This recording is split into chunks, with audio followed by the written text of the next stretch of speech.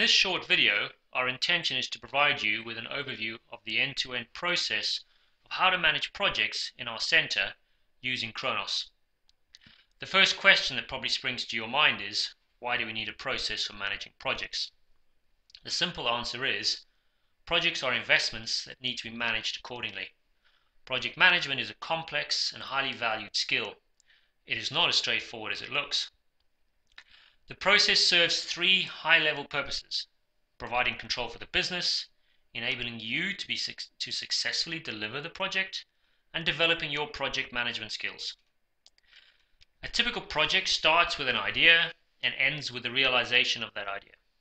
Projects are divided into 4 phases: initiation, planning, execution, and closing. In our case, we refer to the initiation phase as the business case phase. Let's start with this business case. In this phase, your idea is captured in a structured way. Why should you create a business case, you might ask? Well, all projects involve spending money. Remember, a project is an investment, a piece of work that the business has decided to invest in. And with every investment, a return is expected. The business case is simply where you describe why the business should invest in your idea. Next up is the planning phase.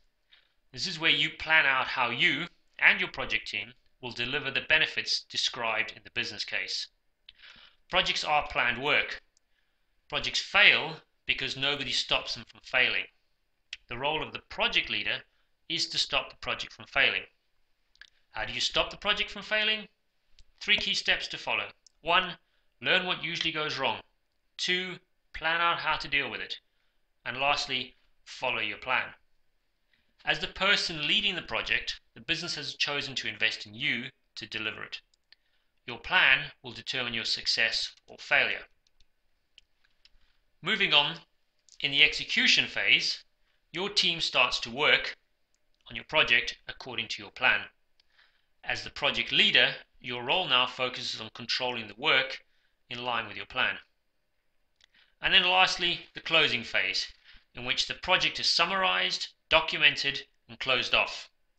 This is where you show the business the return they got from their investment in both you and the project. We've seen the phases, now back to the process. There are 3 mandatory control points in this process. Firstly, at the end of the business case phase, the second after the planning phase, and the last one right before the close of the project. At each of these control points, the project sponsor is required to approve in order to proceed to the next phase.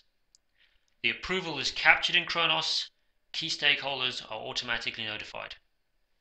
The control points act to pause the project for a moment and ask the following questions.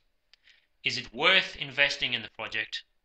Will the plan deliver the desired outcome? And can the project be closed? This is the opportunity for your sponsor to confirm you're on the right track. Cronos can be downloaded from the project's community page, where anyone can start to capture their idea in a structured way.